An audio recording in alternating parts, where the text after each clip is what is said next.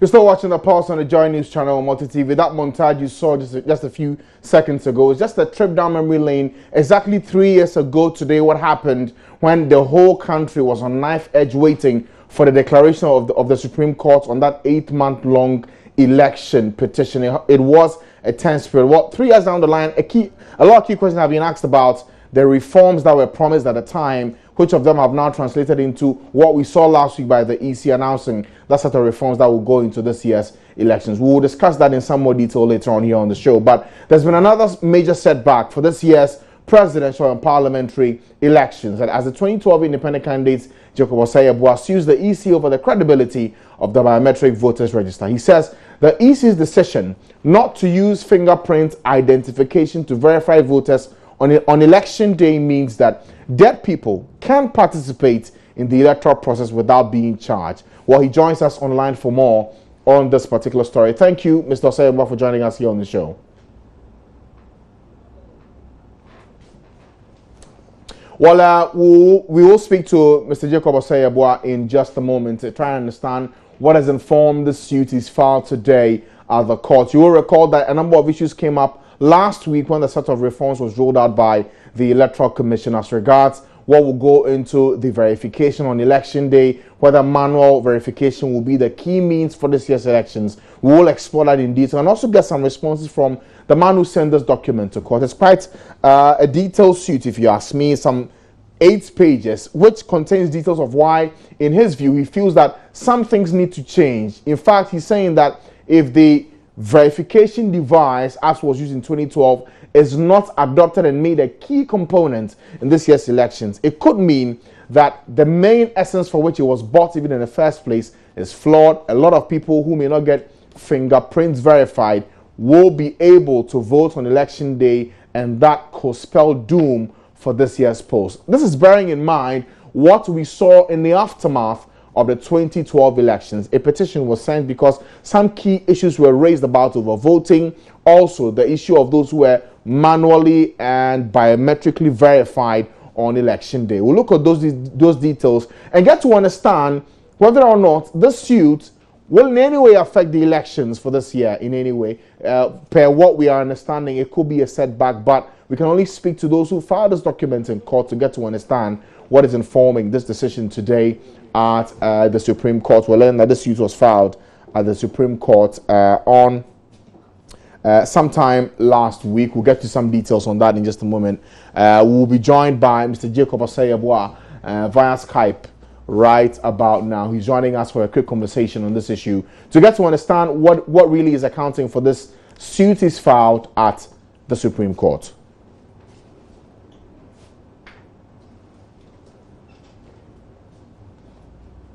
Well, the independent candidate Jacob Osei-Abua joins me via Skype this afternoon. Thank you, sir, for joining us.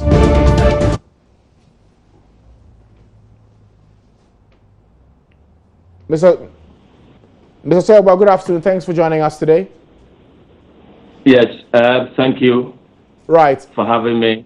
Now, I have a copy of your writ in my hands, quite a lengthy one, I should say. But what has informed your decision to go to the Supreme Court to question some portions of the reforms, especially for this year's elections? Thank you. First and foremost, we are all concerned about the credibility of the biometric voter register. And for any register to be credible, it means that the number of deceased or the dead should be at the bare minimum on the voter register. But the current register that we have, we are estimating about 4.5% of the deceased. And so we want the High Court to actually order the EC to ensure that the number of the dead is reduced to the bare minimum. if not all eliminated. And that can easily be achieved with this technology that the nation has spent so much on. So you're saying that the biometric verification device should be made a key component in this year's election. What's the worst that could happen if it's not added? Yes, exactly that. You see, you know, the technology that we used in 2008 was the OMR. That is the optical mark recognition technology. And we all realized as a nation that it was very cumbersome and near impossible to even to identify the dead or multiple registration and so on and so forth in order to delete them. And that is why we spent so much, almost about $250 million that we invested into this technology. And because of that, I think that the people of Ghana should actually enjoy the investment that they've made, should actually benefit from that. And so that is why we're taking the EC to the Supreme Court to explain, or for the Supreme Court to order the EC to use the technology appropriately in order to benefit us as a nation. Now, when you mentioned that this is a matter that requires some attention, I've also done some checks. It turns out that for the process for this year's elections, in fact, you'd have the biometric device being used and also the means for manual verification also allowed. So it's not as if this will entirely be out of the system entirely. So why then do you think that you going to court on this matter is supposed to fix anything? Yes, you see, that is unfortunate deception over there. Okay? That's one thing when you say that during the exhibition, the verification devices were used. And it's another thing to have a law to state that if you are not verified during exhibition, then it's an indication. It's an indication of the fact that you don't intend to vote. These two things are different. Again, if you read CI 91, that's Regulation 23, you know, the EC had not stated that they will use the verification device. And so when you ask EC, why is it that you've not stated in CI that you want to use the verification device, EC will tell you that we agreed on at IPAC. Now, when you ask EC to delete, EC will tell you that it's not in CI. And so those of us with technical background and understanding of the biometric technology did not know which law that the EC is using. And so we really want to find out what EC, the law that EC is using for this year's election in order to create credible biometric voter register. Now, Mr. Osebwa, is it your understanding that if no verification, no vote is put in place for this year's elections, you think that it should not go ahead? Yes, you see, there are a whole lot of loopholes when you eliminate the use of verification in this technology, because this biometric technology does not recognize names. What it recognizes is actually the biometrics of the individual. And that is why when you have an individual who changes his or her name, her age, wherever that he comes from, at the same time, the moment the person puts his finger on the verification device, the technology will say that it is the same person. And that is why it has that superior advantage of identifying multiple registration with its attendant multiple voting. Okay, and for that matter, the moment you take it off, then that it means that you are doing away with the technology. Let's take, for instance, if someone is not verified during exhibition, what that means is that we will have the dead, the minors, and what in quote the court says they are all undesirables, we'll still have them on the register. And now, even to make matters worse, we're now going to have the proceeds. And now one wonders how the proceeds are going to be utilized if the person is not verified. And then it means that it will be an avenue for the death or the deceased on the voter register to continue to vote on the day of election. And I think that is going to bring chaos after the elections.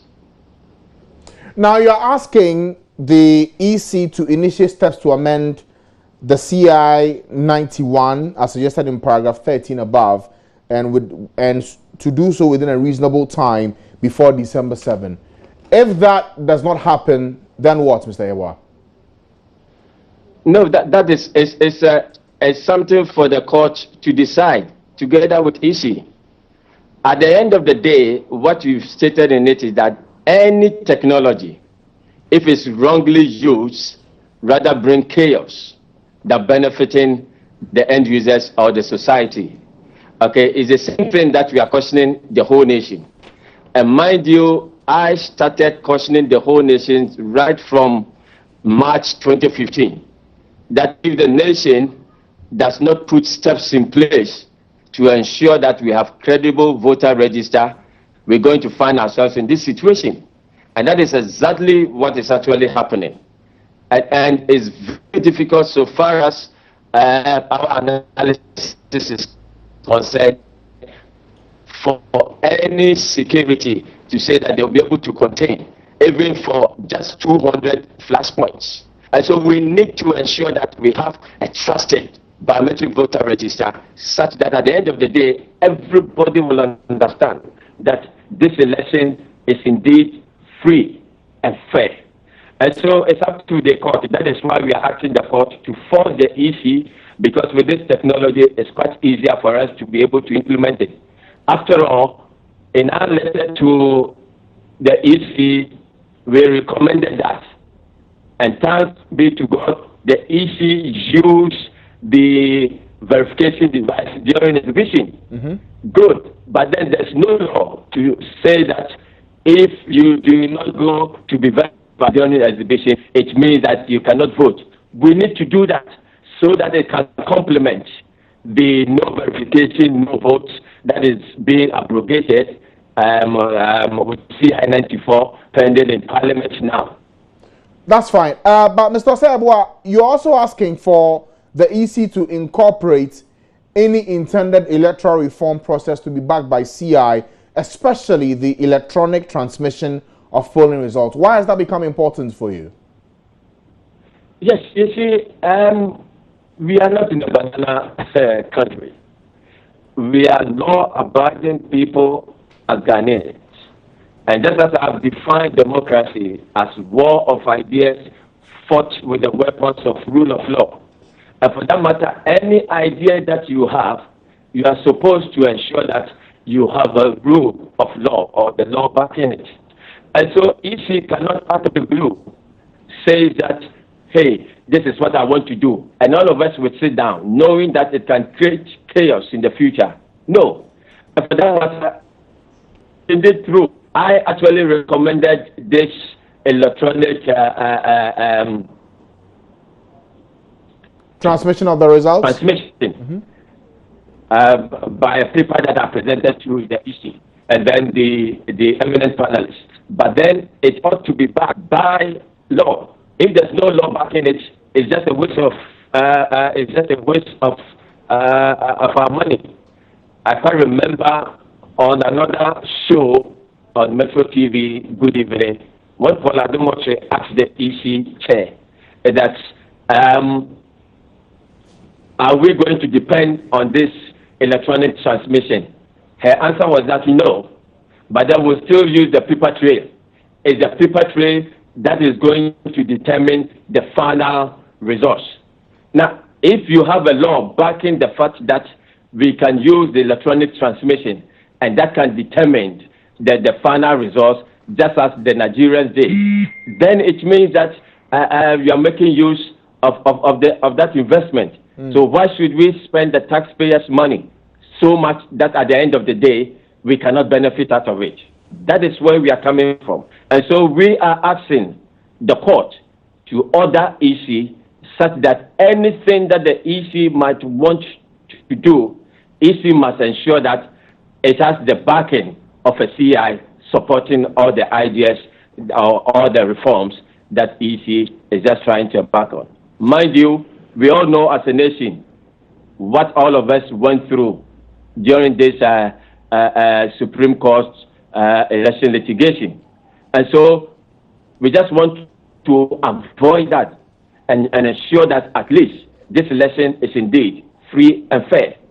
Okay. Now, the last thing I need to ask, Mr. Osei-Boah, is about the demand you're making as part of your reliefs for the details of all elections officers and their voter IDs to be advertised in the Daily Graphic newspaper 2 weeks before the elections. Why is that important? No, if you go to the EC's website now, all of us in this country have been made to understand that we have 29,000 polling stations. On EC's own website, it's shot by 79 polling stations. And so it's like we're going to have ghost polling stations and ghost names. And if all these ghost polling stations and ghost names are going to be counted, then it's going to bring chaos. And so definitely, all what we want is that once we have advertisements, just like the NHI in the daily newspaper, then we can indeed know that this person was at this polling station, and we can track that at each point in time. All right. Thank you for your time today, Mr. Jacob Osei-Boah. He's the 2012 independent presidential candidate, raising some issues as detailed in his writ he sent to the Supreme Court, asking for, among other things, for names for the EC to delete the deceased minors and any undesirables through the exhibition verification process. That's how he puts it. Let's see what the EC does about this as they respond at the Supreme Court. In fact, we have been trying to reach them for their comment on this. Well, we spoke to the Director of Communications for the EC. He said they are yet to see a copy of this writ. If they do, they will study it with their legal department, after which they will come out with their response to it and also respond appropriately at the Supreme Court.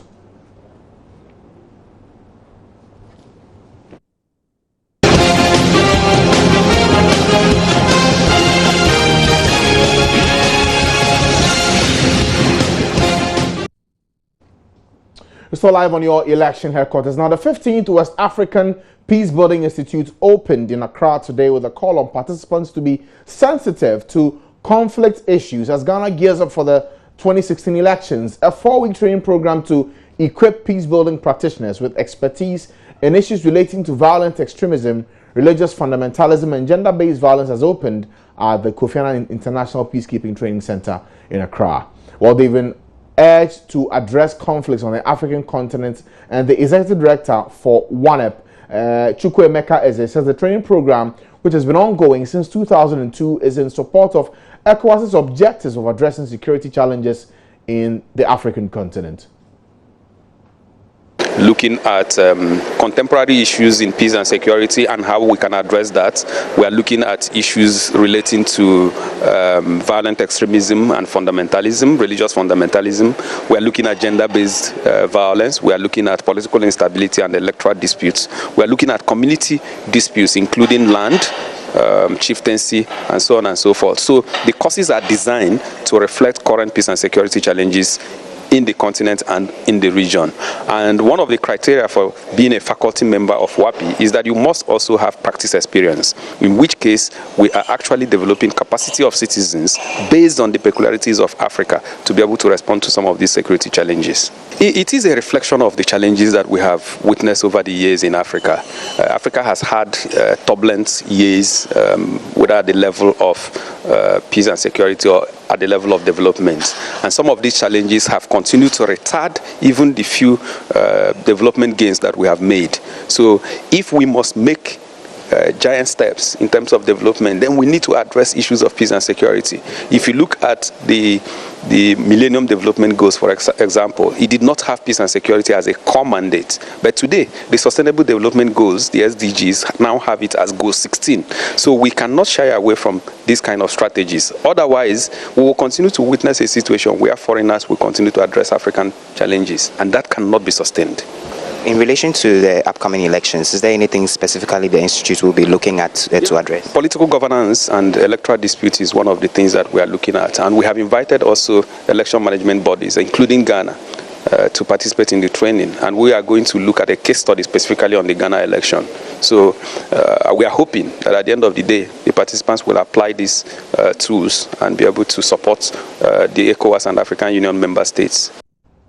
Well, the organizers of the 4-week program are hopeful that it will equip participants with the required expertise to handle sensitive security issues across the continent. We want to see practitioners become principled peace-building practitioners, not people who can just go on the media and say whatever they need to say without thinking about the conflict barriers. So how would they become sensitive in addressing the media or talking to communities or in a campaign platform? How sensitive are you in terms of thinking about would what I'm going to do or say bring about violence or conflict? So before they leave here, they should be able to know the principles about peace building. They should be able to have some basis of being able to mediate and negotiate and dialogue when people have conflict. So those are some of the key, and also be able to actually monitor the peace building processes, because monitoring and evaluation in peace building is slightly different from the usual monitoring that we have in development. So they should be able to do that without any problem. So that's for the program, that training program that's meant to educate a lot of the participants on peace and security in the African continent, to see what happens when the program is done and get to see what kind of recommendations will be made at this program. Now, Salih Fumasi, Gordon Akogan, and Mr. Alistair Nelson. We may have seen the 3 men walk out of prison last week, but the spirit of the decision is still being haunted. Another private legal practitioner, Alfred Tuayeboa, has filed a writ at the Supreme Court seeking the interpretation of Article 72 of the Constitution, which grants the President the power to grant pardon. The Sunyani-based lawyer's claim is that the prerogative of mercy is only limited to criminal cases, and argues that the President may be wrong in granting the Muntie 3 mercy under the article in contention. We'll bring you more on the story, get to bring you some detail of that rate, and get to speak to the man behind it and get to understand if this will actually in any way affect future decisions, or it can actually take retrospective effects, whatever happens to this suit in question. We'll bring you details on that and more after the short break. Stay with us.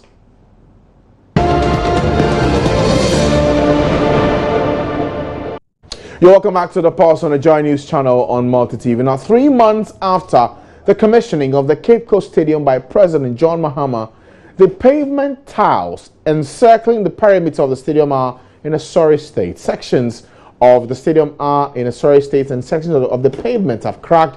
Several of the bricks bordering the pavement are cracked and broken, posing a danger to pedestrians and motorists alike. The stadium, which was funded and constructed by the People's Republic of China, is currently under management of a Ghanaian engineering firm, Architectural Engineering Services Limited, AESL. According to them, the damage to the pavement occurred when they hired Zoom Lion to cut away the waste generated after the recent NDC campaign launch. That was some 2 to 3 weeks ago. Let's get more on the story from our correspondent Richard Kodunyaku, who joins me on the line with details on this story. Richard, they say it's because of the NDC campaign and the waste and how it was cutted away, but give us the full details. How come it's already looking in such a sorry state because of a car that moved in for just a few minutes? Well, before the NDC campaign launch, the stadium was very good, was in a good state.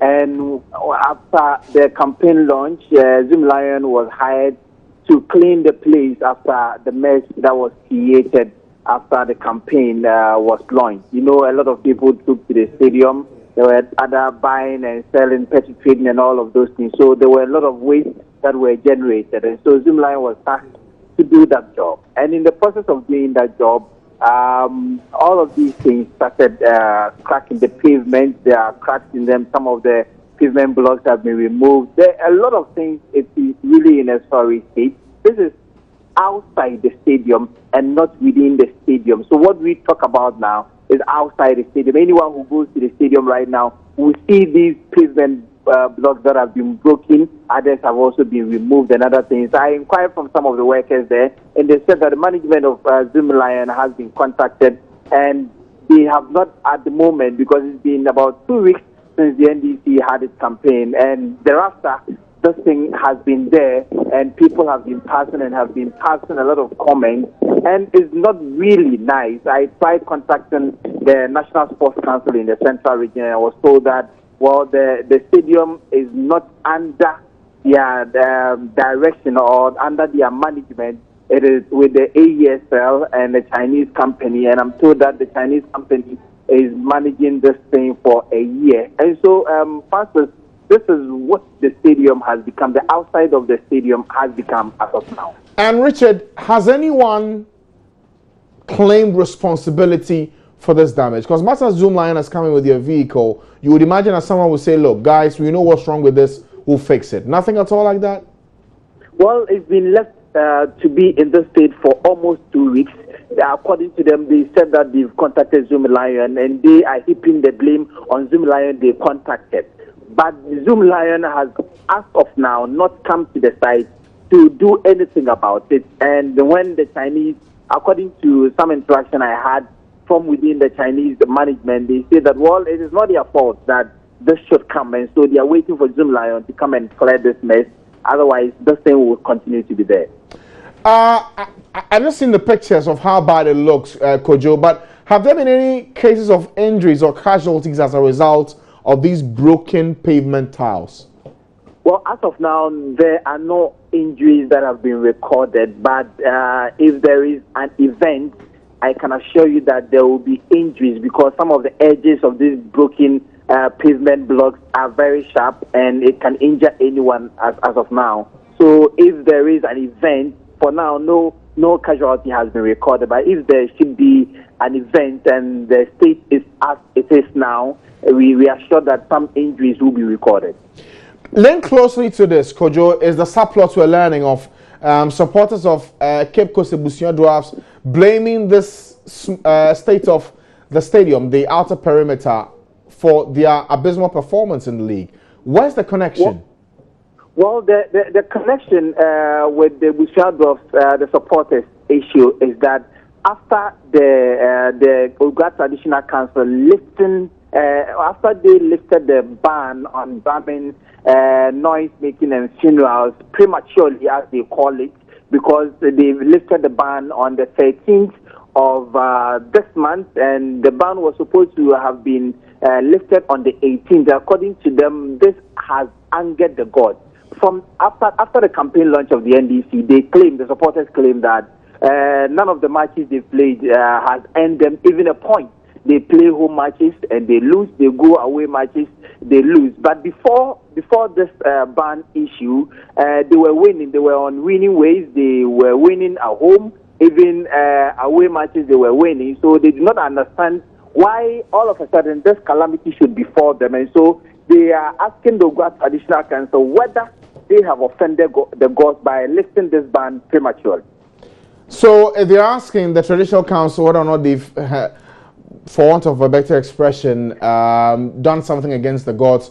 What? Should there be some pacification of sorts? According to them, the gods are very angry, and hence their abysmal performance, because the stadium is very close to the Pesi Lagoon, and this Pesi Lagoon houses a lot of the gods, 77 gods of the Oga land, and they feel that, well, if this thing has happened, and they believe that they are supported heavily by the 77 gods of Oga, so if the gods have been angered, then it means that the gods are transferring their venom on the team, and that is why they are recording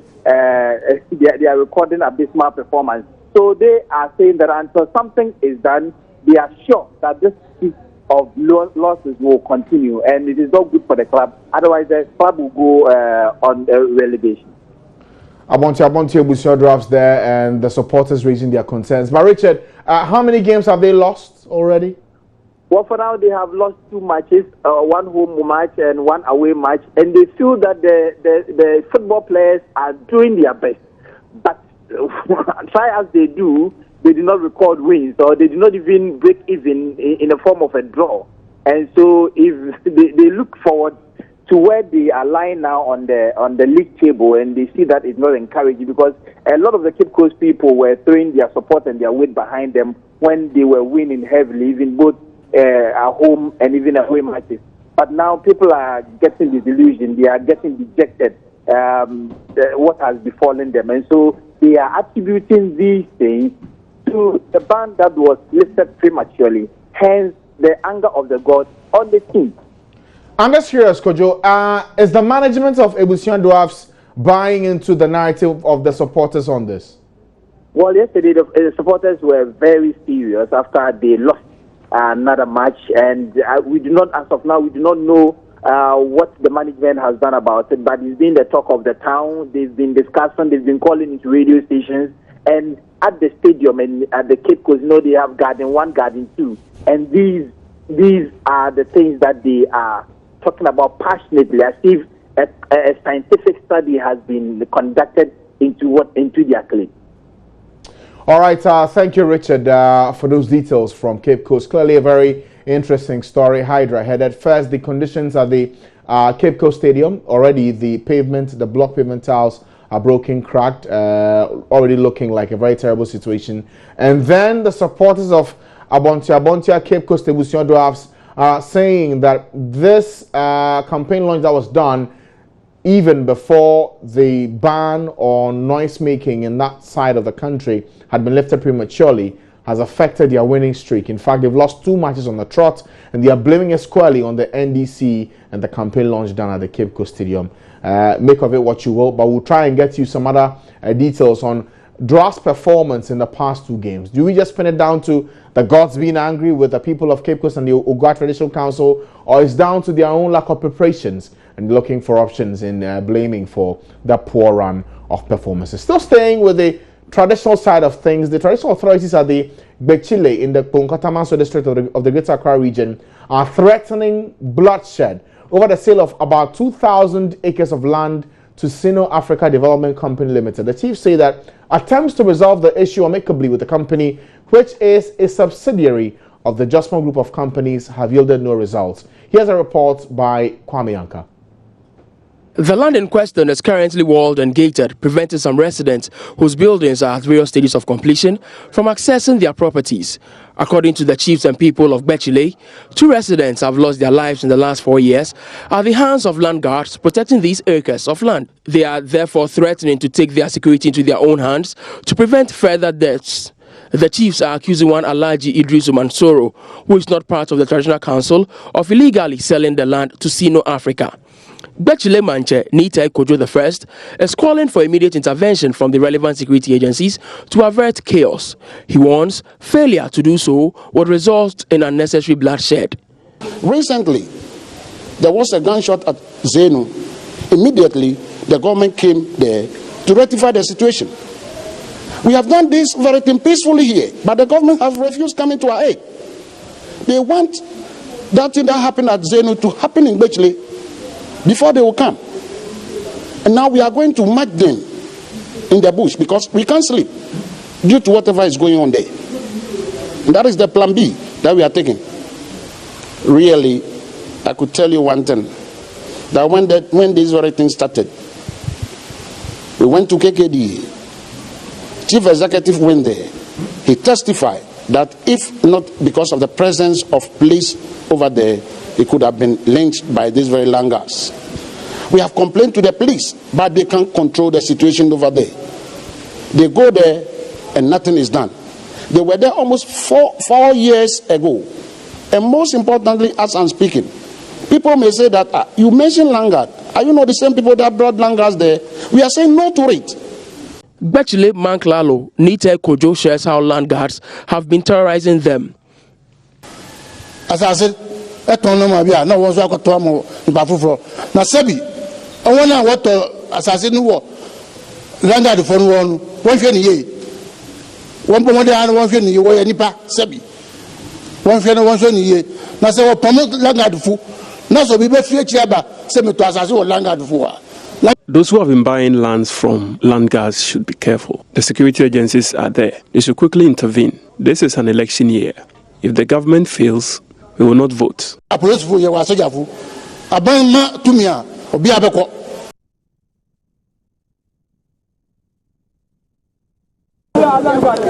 the MP no come and the blast at the floor, our brother, it's not going to be easy because when they can reach, we are going there with them.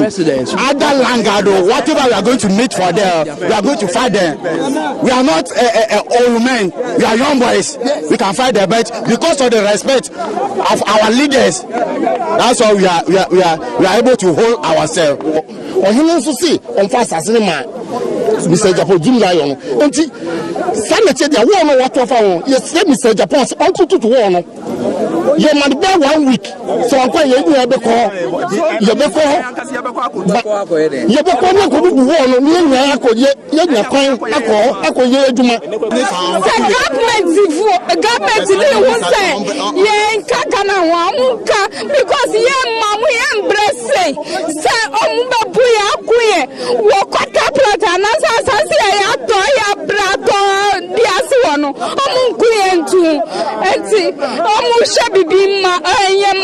What we're seeking was that number one, as they fenced the place, there was no access getting to the land. Number two, they had put land guards there that were terrorizing people. And number three, we're seeking that our lands be given to us. As we did this, we even hit the media once, and that called Dr. Japan, who is the owner of Sino Africa, for us to all meet with the chief at a meeting where he indicated that he has not bought any land from the stool. The residents are also appealing to the relevant authorities to help them get access to their properties as soon as possible. Kwame Yanke's report for Joy News. So clearly some agitations happening in that side of the Greater Karajun. We'll try and get your response from the company in question, which is a subsidiary of the Jaspon Group of companies. Now, the Ghana Chamber of Mines is urging government to pass a law that is similar to the Petroleum Management Act passed to regulate the oil industry. The Chief Executive Officer of the Chamber, Suleiman Okone, says the aim of such a law would be to ensure transparency in the utilization of revenue emanating from the sector. He disclosed this on the sidelines of the Zone 3 Safety and First Aid competition held at Takwa under the auspices of the Ghana Manganese Company, the Ghana Chamber of Mines, and the Minerals Commission. Essentially, what we're asking for is more transparency. Look, we've been mining in this country for over a century. Okay, mining is the backbone of the economy. But not too long ago, we found oil, and we found reason to ensure that we have transparency in the utilization, tracking the flow. Is it that oil and gas is more important than mining? It cannot be. Both of them are extractives. Both are important to the economy. It's so important that given that they are finite, we ensure that we use them judiciously. And that is why we are asking that once you have more sunshine on the utilization of these revenues, we'll be better placed to ensure that they actually use judiciously. So essentially, that's what we are asking for. Show us what you are using the mineral revenues for. The revenues, of course, belong to the state. The state collects them based upon agreements and by law and so on and so forth. But it's in our interest also to showcase what our mineral revenues have been used for.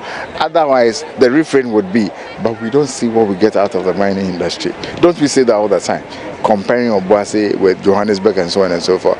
Because for a very long time, nobody knows what the monies are used for. It goes into the budget, like I said in the statement, but that's why it gets lost. Once it gets lost, how would you know? And so sometimes we say to ourselves, after a few years when we have exhausted all the mineral resources, we will wake up one day and say, but what happened to all our mineral resources? Because it's gone through the budget and the utilization has not been transparent. So we are not asking government to actually earmark the mineral revenue for specific purposes. But all we are saying is that let us know how they have actually been used for. So does it mean you don't know how the money is being used for? Because it goes into the budget, and probably for all you know, it's going into consumption, it's going to payment of salaries, and so on and so forth. You understand? When the bulk of it, ideally from our perspective, should go into infrastructure, which should actually spur more development. Because don't forget that the resource itself is finite. So once it is finite, you have to be careful how you actually utilize it. You cannot use it as you would from, say, manufacturing or trading. You understand? Because this is something which will be with you all the time. But when it comes to minerals, it is exhaustible, it is finite, and therefore you just have to be strategic about how you actually utilize. In fact, that is one of the reasons why people keep asking the questions. So what did we get out of it? Because it's been used, you know, in a manner which is not transparent. When it comes to the petroleum sector, a lot of talk is about regulation, and especially for the oil and gas sector, which is relatively new, Ghana joining that block. Let's see whether the proposal being made by the head of the Chamber of Mines will be heeded too, so we see more regulation in that regard.